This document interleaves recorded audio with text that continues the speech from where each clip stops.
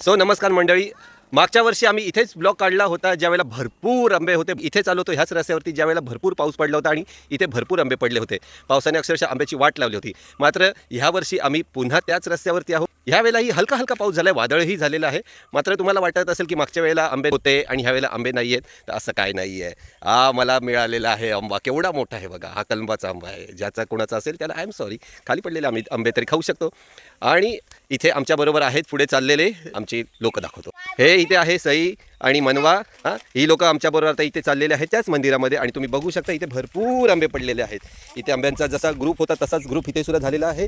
आणि इथे आहे आमची प्रिया आहे त्याच्या स्वराज्याबरोबर. हॅलो. आणि पुढे चाललेले आहेत गप्पा मारत मम्मी आणि मामी. रातांबे बघा.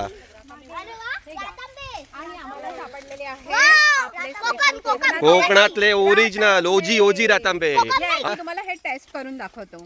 हे असे फोडायचे आणि ह्याचा असा ज्यूस. हो, हे बघून आमच्याही तोंडाला पाणी सुटले. मामी रातांबा खावा, टेस्ट करा, कसा आहे सांगा. पप्पा कोकण नाही कोकम. छान आहे. आवडला तुम्हाला? कोकणात येस. अस्सल मेजवानी, अस्सल मज्जा. ओहो. आंबा, रातांबे. आणि इथे मम्मीने भरपूर असे आंबे जमा केलेले आहेत. इथे सुद्धा भरपूर असे रातांबे पडलेले आहेत.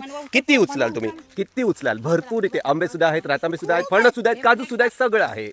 खूप आहे ते बघा. येस. ही बघा मनवाकडे सुद्धा रातांबा आहे, सईसुकडे सुद्धा रातांबा आहे. आणि आमचा दुसरा रातांबा उलटा गॉगल घालून फिरतोय. सो गाईज तुम्ही बघू शकता इथे मागच्या वेळी सुद्धा भरपूर आंबे होते, ह्या वेळी सुद्धा भरपूर आंबे आहेत. आणि हे आमचं पोरग ज्याला रस्ता माहिती नाहीये तरी हे पुढे पुढे पुढे पुढे चाललेलं आहे. स्वराज्य. आम्ही मागे वळून बघणारच नाहीये, आम्ही सरळ पुढे चालत सुटलोय. जसं की याला सगळा रस्ता माहिती आहे, गावातले सगळे रस्ते माहिती आहेत. या माणसाला ब्रेक लागत नाही वाटतंय. सो गाईज मस्त आमची इथे एन्जॉय चालू आहे. आमची बरीचशी लोक आज घरी बसलेले, त्यांना वाटलं की ऊन भरपूर आहे. ठीक आहे, ऊन तर असणारच, पण घरातून जोपर्यंत आपण बाहेर नाही पडणार तोपर्यंत उन्हाची मजा नाही घेऊ शकणार, ह्या आंब्यांची मजा नाही घेऊ शकणार, या निसर्गाची मजा नाही घेऊ शकणार. सो गाईज तुम्ही सुद्धा जर मुंबईला असाल तर लवकरात लवकर गावी या. मे महिना हा गावासाठी बनलेला आहे, फक्त कोकणच नाही तर सर्व गावांसाठी बनलेला आहे.